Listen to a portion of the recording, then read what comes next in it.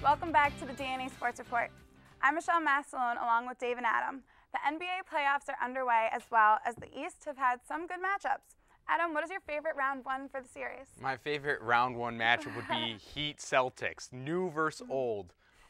We got Dwayne Wade against Kevin Garnett, and it's just an outstanding matchup. Rasheed Wallace not doing very well for the Celtics. He actually scored a basket for the Chicago Bulls in the regular season. I saw that. Horrible pickup for this team. He hasn't done anything for this team but make them worse. Celtics are on a decline right now. Doc Rivers, not sure if he's going to come back.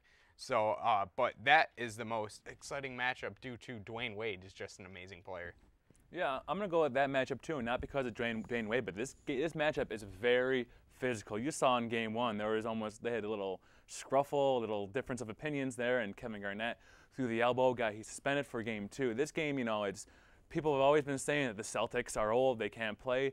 They have something to prove. With the Heat, they're too young to make a push in the championship. They have something to prove. Like you said, old versus young. Who's going to win? I don't know. It's going to be a close. I think it's one of the most intense series in all of the first round of the playoffs so far. All right, well, Dave, who do you think will be meeting in the Eastern Conference for the final of NBA? Are we headed for another Magic versus Cavs final? I do think that's what's going to happen. I think it's going to be Cavs Orlando.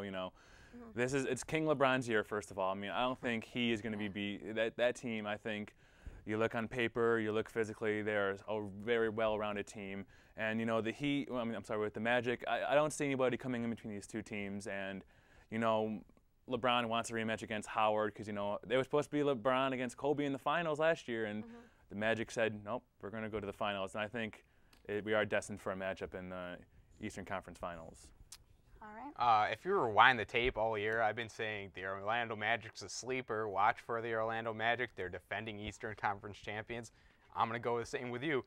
Cleveland Cavs against Orlando Magic. Do not sleep on this Magic team. Yeah, you got LeBron and Shaq, but on the other end, you got Vince Carter. You got Dwight Howard, who's a beast. Rashard Lewis as well for the Magic. This team is a sleeper. They have the potential to upset this Cleveland Cavaliers team, in my opinion. Well, the West has some extremely evenly matched teams in the first round matchups, and they all look like they can go 7 games. Adam, what is your favorite series out of the West? I'm going to go Nuggets Jazz. We talked about it a little earlier in the pre-show. This matchup is just amazing. Carmelo Anthony scored 32 in game 2. Williams scored 33. This matchup in the West is obviously the most exciting matchup. These two teams very similar. George Karl, he's been sick all year, really getting the team together and be a unit right now. So watch for Carmelo Anthony and those Denver Nuggets in the West. Yeah, I'm going to go with a game that on paper does look like a total mismatch. I'm going to go against the Lakers against Oklahoma City.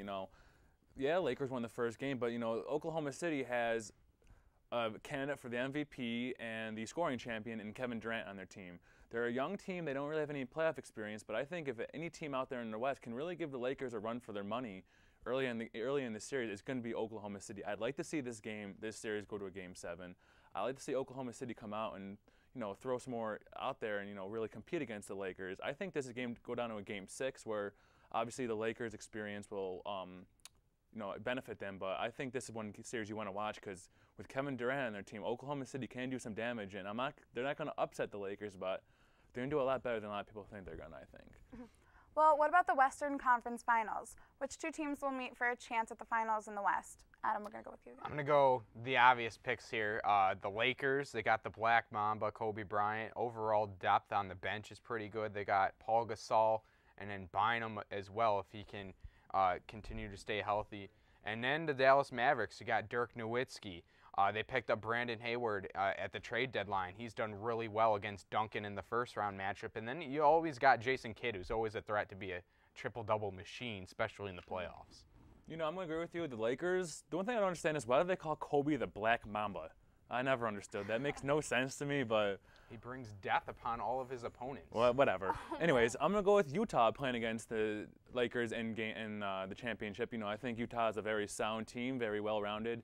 I think they really do give the Lakers a run for their money, but again, Lakers are too experienced for any team in the West in my mind, so Lakers are going to win. All right, thanks, guys. Well, now that we have your NBA Finals matchup, who will win this year's championship? Dave, who's your pick? I said before, King LeBron's year, I think it's going to be Cavs over Lakers. This is going to be one of the best NBA championship series in a long time. One of the most, anybody can win it. It's going to be very well down the wire, I think, Cavs in 7. I'm going to go Magic Lakers, and I'm going to tell you why. Orlando Magic is a definite sleeper, and you look at the Celtics, and it's all about, or you look at the Lakers, it's all about Kobe. Kobe carries that team all the time. Yeah, Gasol chips in now and then, but not enough. Kobe is always the one carrying that team. But you look at Orlando Magic, if they get past Cleveland, they got a bunch of scorers on their team. They got Lewis. They got Jameer Nelson at the point guard. Maybe if Dwight Howard has a bad game, Jameer Nelson can pop out for like 30 or 40 points at the point guard position. They're honestly a really good team. They got Carter. They got good depth. I wouldn't be surprised if Orlando upsets the Lakers in the finals. Thanks, Adam. The baseball season is still young. Some teams have come out speeding out of the gate. The Yankees are one of those teams. Adam, you're the Yankees fan. What has been the key to their fast start? Hitting. They hit the ball right out of the park. If it's not A-Rod, it's Jeter. If it's not Jeter, it's Teixeira. They got good pitching, a great closer in Mariano Rivera, probably one of the best closers, if not the best closer of all time. They've really got it all. They got the offense, they got good defense, and great pitching. It's just hard to beat the team.